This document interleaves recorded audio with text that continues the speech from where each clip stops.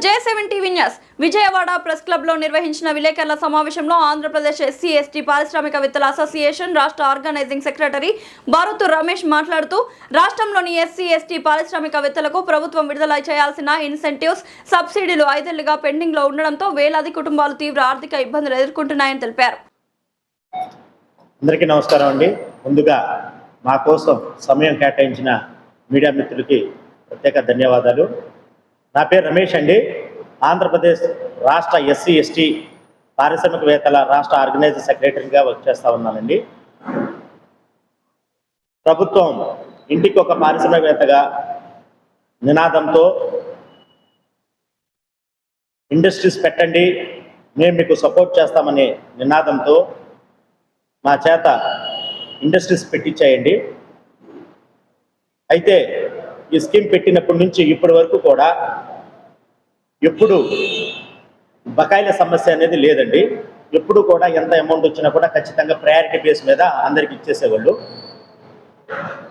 గత ప్రభుత్వంలో జగన్మోహన్ రెడ్డి గారు 22లో సబ్సిడీలు ఇచ్చి 3 సంవత్సరాలు బకాయిలు పెట్టి మమ్మల్ని ఇబ్బంది పెట్టినారు.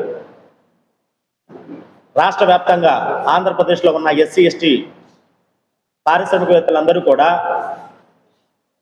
రాష్ట్ర స్థాయి జిల్లా స్థాయి కమిటీలు వేసుకొని మరి మన సబ్సిడీలో రావాలి అంటే కూటమి ప్రభుత్వం రావాలనే నినాదంతో మేమందరం జిల్లా కోఆర్డినేటర్గా ప్రతి జిల్లాకు ఒక కోఆర్డినేటర్ పెట్టి అందరూ కలిసి కట్టుకొని ప్రభుత్వాన్ని తెచ్చుకున్నామండి. మరి ప్రభుత్వం వచ్చినప్పటికీ మాకు న్యాయం జరగలేదండి. లాస్ట్ ఇయర్ అక్టోబర్లో ఎంఎస్ఎంఈలకు 1,500 కోట్లు రిలీజ్ చేస్తున్నామని చెప్పి అనౌన్స్ చేశారు. ఆ వార్త వినగానే నిజంగా ఎస్సీ ఎస్టీ వాళ్ళందరూ కూడా చాలా సంతోషపడ్డామండి. ఎందుకంటే అప్పటికి 3 సంవత్సరాలుగా ఆర్థిక భారంతో ఇబ్బంది పడుతున్నాం అందరం కూడా చాలా సంతోషం వేసింది. ఓకే, అమౌంట్ కేటాయించారు, మన ప్రాబ్లమ్స్ అన్ని సాల్వ్ అయిపోతాయనే ఉద్దేశంతో చాలా భరోసాగా ఉన్నాం. తీరా చూస్తే 20%, 30%, 40% అనేది ఇచ్చుకుంటా వచ్చారండి. అది కూడా అందరికీ కాదు. అంటే 22లో శాంక్షన్ అయిన వాళ్ళు ఉంటారు, 23లో శాంక్షన్ అయిన వాళ్ళు ఉంటారు, 25లో శాంక్షన్ అయిన వాళ్ళు కూడా ఉంటారు. కానీ ఒక ప్రయారిటీ లేకుండా, ఒక సీనియారిటీ లేకుండా, ఒక స్పష్టమైన ఒక మార్గం లేకుండా ఇష్టం వచ్చినట్లుగా 22ఓడికి ఇవ్వకుండా 24, 25 వాళ్ళకి ఇచ్చేశారు. అది కూడా 10%, 24ఓడికి 10% పెడితే 25ఓడికి ఏమో 40% ఇచ్చేశారు. ఇంత దారుణంగా మరి సబ్సిడీలు పడిన వెంటనే మాలో అలజడి మొదలైంది. అసలు ఏంటి ఇది, ఎట్లా వేస్తున్నారు అమౌంట్? మనకి రావాల్సిన అమౌంట్లు 100% ఇవ్వాలి. అలాంటిది పర్సంటేజ్ విధానం కొత్తగా చూస్తున్నాం. పాలసీ స్టార్ట్ అయిన కాడ నుంచి ఈ రోజు వరకు కూడా ఎవరు కూడా పర్సంటేజ్ విధానాన్ని ఫాలో అవ్వలేదు. ఎంత ఫండ్ ఉంది, వాళ్ళ దగ్గర ఉన్న ఫండ్ను బట్టి ప్రయారిటీ బేస్ ఇచ్చేవాళ్ళు. ఆ ఫండ్ 23 వరకు వచ్చినా 24 వరకు వచ్చినా కూడా ఒక ప్రయారిటీ బేస్ ఫాలో అయ్యేవాళ్ళు. సో మాకు హోప్ ఉండేది, ఓకే ఫండ్ లేదు, 23 వరకు వచ్చింది, 24 వరకు వచ్చింది, నెక్స్ట్ లిస్ట్లో అయినా మనం ఉన్నామనేది ఒక హోప్ వచ్చింది.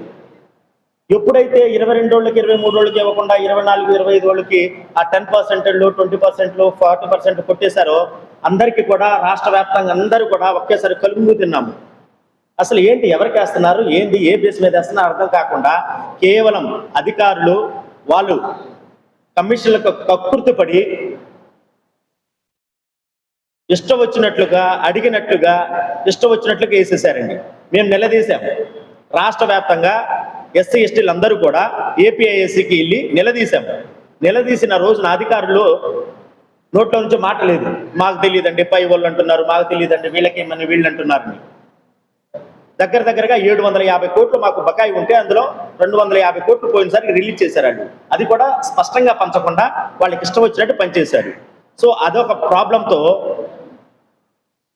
వందలాది యూనిట్లు ఇప్పటికే మూతపడ్డాయండి. ఈ ఆర్థిక భారం తట్టుకోలేక మాకు వాస్తవానికి ఏంటంటే ఈ పరిశ్రమలు స్థాపించే కెపాసిటీ మాకు లేదండి. ప్రభుత్వం మేము మీకు సబ్సిడీ ఇస్తాము, మీరు స్థాపించే పరిశ్రమల్లో 45% మేము మీకు సబ్సిడీ ఇస్తామని ప్రోత్సహిస్తే మన రాష్ట్ర అభివృద్ధికి ఉపయోగపడుతుందన్న ఉద్దేశంతో మేము పరిశ్రమలు స్థాపించాము. మాకు ఆ స్తోమత లేకపోయినా అప్పులు తెచ్చి బంగారాలు తాకట్టు పెట్టి తీసుకొచ్చి పరిశ్రమ స్థాపించాం. ఒక్క సంవత్సరం కాలంలో ఇవ్వాల్సిన సబ్సిడీ అమౌంట్లని గత 5 సంవత్సరాలకి ఇవ్వకపోతే మా పరిస్థితి ఏంటి?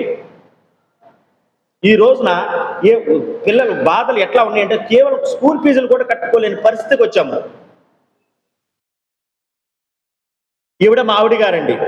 పెళ్లి చేసుకునే టైంలో మా అత్తగారు వాళ్ళు నాకు అమ్మాయితో పాటు బంగారాన్ని కూడా ఇచ్చారు. ఈ రోజు ఆ ఒంటి మీద బంగారం లేకుండా పోయింది.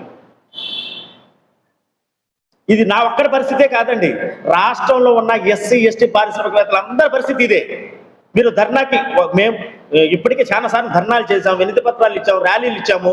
అక్కడ వచ్చిన 2000 మంది అయినా 1000 మంది అయినా ఒక్కడి ఒంటి మీద కనీసం ఒక కాసు బంగారం కూడా ఉండదండి. ఆ పరిస్థితికి దిగజారిపోయాము. ప్రభుత్వాలకి అధికారులకు వినతి పత్రాలు ఎన్నోసార్లు అందించాము, కానీ ఏ విధంగా కూడా స్పందన లేదు. ఇక మా కడుపు కాలి రోడ్ల మీదకి వచ్చాము. గత 18 రోజులుగా ఏపీఐసి ఎదురుగుండా ధర్నా చేస్తా ఉంటే అధికారులకు ఇబ్బంది అవుతుందని తీసుకెళ్లి మమ్మల్ని ఒక మూల పడేశారండి. ఆ మూలలో టెంట్ వేసి మేమే వేసుకున్నాం, చందాలు వేసుకున్నాం, మనిషికి 1000 రూపాయలు 500 వేసుకుని చందాలు వేసుకుని టెంట్ వేసుకున్నాం. టెంట్ వేసుకొని గత 18 రోజులుగా కంటిన్యూ ధర్నాలు చేస్తా ఉన్నా కూడా ఇప్పటికీ ప్రభుత్వం స్పందించలేదు అంటే ఒక్కసారి ఆలోచించండి. 18 రోజులుగా హైవే పక్కన మేము ధర్నా చేస్తా ఉన్నా కూడా ఇప్పటికీ ప్రభుత్వం స్పందించలేదు. ఆ బాధతో, ఆ కడుపు మంటతో, ఈ ఆర్థిక భారాలు తట్టుకోలేక ఈ నెల 20వ తారీఖున సోమవారం నాడు రాష్ట్ర వ్యాప్తంగా మహాధర్నాన్ని పిలుపునిచ్చామండి. ఆ రోజున ఎస్సీ ఎస్టీ పారిశ్రామికవేత్తలు ఎక్కడున్నా కూడా 8,000 మంది వాళ్ళ కుటుంబాలతో మరియు మా మీద ఆధారపడ్డ కుటుంబాలతో అందరినీ కలుపుకుంటూ మహాధర్నాన్ని పిలుపునిచ్చాము. మాకు సపోర్టుగా ప్రజా సంఘాలు వచ్చినాయి, మద్దతుదారులు వచ్చారు. వాళ్ళందరికీ కూడా పేరు పేరు ఇప్పటికీ వచ్చిన వాళ్ళందరికీ పేరు పేరున కృతజ్ఞతలండి. ఇంకా ఒక్కసారి ఆలోచించండి, మీ సహాయం మాకు కావాలి, మీ మద్దతు మాకు కావాలి. రాష్ట్రంలో ఎస్సీ ఎస్టీల పట్ల జరుగుతున్న అన్యాయం మాకు కావాలి. అన్యాయం జరుగుతుంది, దాన్ని ప్రశ్నించే మా గొంతుకు మీ గొంతు తోడవ్వాలి. ప్రతి ఒక్కరు కూడా మమ్మల్ని స్పందించి మా యొక్క బాధని అర్థం చేసుకుని ముందుకొచ్చి ఈ మహాధర్నాన్ని విజయవంతం చేసి మా యొక్క సబ్సిడీ సాధనకు మీ వంతు సహాయం చేయగలరని ప్రతి ఒక్కరిని వేడుకుంటున్నాను సార్. మరి మాతో పాటు 8,000 కుటుంబాలండి. ఆ 8,000 కుటుంబాలు కూడా ఒక్కళ్ళు కూడా ఎంప్లాయ్ లేరండి. అందులో ఎంప్లాయీస్ ఒక్కొక్కళ్ళు 10 మందిని 20 మందిని 30 మందిని ఎంప్లాయ్మెంట్ క్రియేట్ చేసి జాబ్లు ఇచ్చి 15 మందిని శాలరీలు ఇచ్చి ఈరోజు రోడ్డున పడ్డామండి. మా బాధ ఎవరికి చెప్పుకోవాలి? 1వ తారీఖు వస్తుంటే భయం వేస్తుంది. ఎంప్లాయీకి శాలరీ ఇవ్వకపోతే 5వ తారీఖు నెక్స్ట్ 6వ తారీఖు అతను డ్యూటీకి రాడు, డ్రైవర్లు రాడు. పరిశ్రమలు ఇప్పటికే మొదలు పట్టిపోయాయి, ఎన్పీలు అయిపోయాయి. మళ్ళీ కండిషన్ ఎన్పీలు అయితే సబ్సిడీలు రావని. సో ఇదే మా కడుపు మంటతో, మా బాధతో చందాలు వేసుకుని ఈ రోజు వరకు ఒక్క పూటే తింటూ ఆ టెంట్లోనే ఉంటూ ఆ టెంట్లోనే ఉంటూ 18 రోజులు నెట్టుకొచ్చాం సార్. ఇక మా దగ్గర తినడానికి కూడా డబ్బులు లేని పరిస్థితికి దిగజారిపోయాము. సో దానికి నిరసిస్తూ 20వ తారీఖున రాష్ట్ర వ్యాప్తంగా మహాధర్నా చేస్తా ఉన్నాము. గాయపడ్డా, బాధపడ్డా, ఆర్థిక ఇబ్బంది పడ్డా 8,000 మా ప్రియతమైన 8,000 కుటుంబాలు ఎక్కడున్నా కూడా ఆంధ్ర రాష్ట్రంలో రాష్ట్రం నలుమూలలో ఉన్న ఎస్సీ ఎస్టీ కుటుంబాలు ప్రతి ఒక్కరూ కూడా మరి ఉద్యమంలో పాల్గొని మన బాధని, మన ఆర్థిక పరిస్థితిని ప్రభుత్వం దృష్టికి గట్టిగా తీసుకెళ్లి మన యొక్క సబ్సిడీలు సాధించే దిశలో పనిచేయాలని ప్రతి ఒక్క సభ్యునికి కోరుకుంటున్నాను. మీడియా ముఖంగా ఎక్కడున్నా కూడా సోమవారం ఉదయం 8 గంటలకే నేతన్న సర్కిల్ మంగళగిరికి చేరుకొని మన యొక్క మహాధర్నాన్ని విజయవంతం చేయవలసిందిగా ప్రతి ఒక్క సభ్యుని కోరుకుంటున్నానండి. జై భీమ్.